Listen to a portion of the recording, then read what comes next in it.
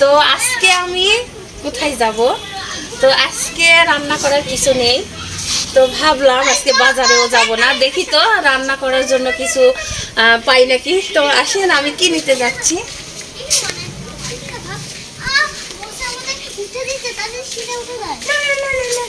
তো অনেক দূরে যাওয়া লাগবে, এইদিকে নাই। আমি মানে যেগুলো রান্না করব, যেগুলো খুঁজতেছি এইদিকে নাই, আরো দূরে যাওয়া লাগবে।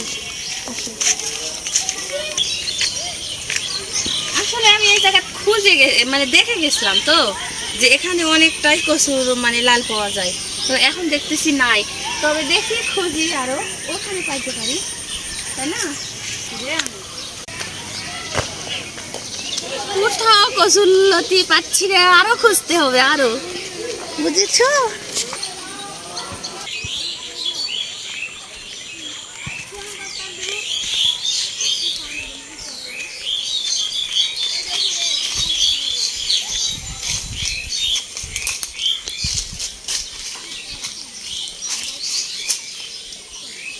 আছে এখানে কই দেখতেছি নাকি। তো যাই হোক, যদি আমি না পাই আজকে কচুর লতি, যদি আজকে না পাই, হ্যাঁ, তাইলে কচুর পাতা নিয়ে যাবো আজকে, নাকি? হ্যাঁ, কচুর পাতা দিয়ে কি বানাবেন? ভর্তা তবুও তো খাওয়া যাবে না। এরপর একটা হাতুর ধরো।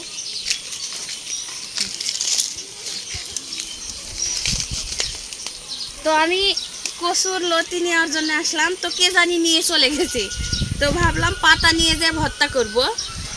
শাটির মাছ আছে ফ্রিজে, মজা হবে না? হ্যাঁ,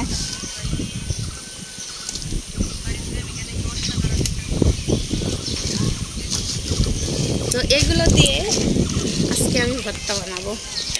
রান্না করার যদি কিছু নাও থাকে, আমরা গ্রামে থাকি না, শহরে। দেখাও ঘুরে, আস্তে আস্তে ঘুরে দেখাও। শহরের ভিতরে কিন্তু সাইডে একটু মানে মানে সাইডে গ্রাম সিস্টেমও আছে।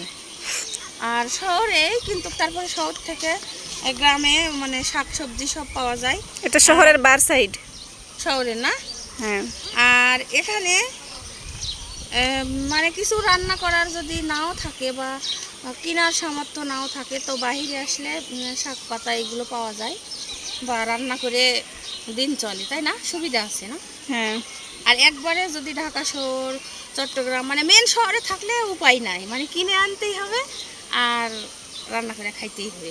আর গ্রাম অঞ্চলে যদি থাকে, তো অবশ্যই পাতা লাতা তুলে ভর্তা করে হলেও মানে দিন পার হয়, তাই না?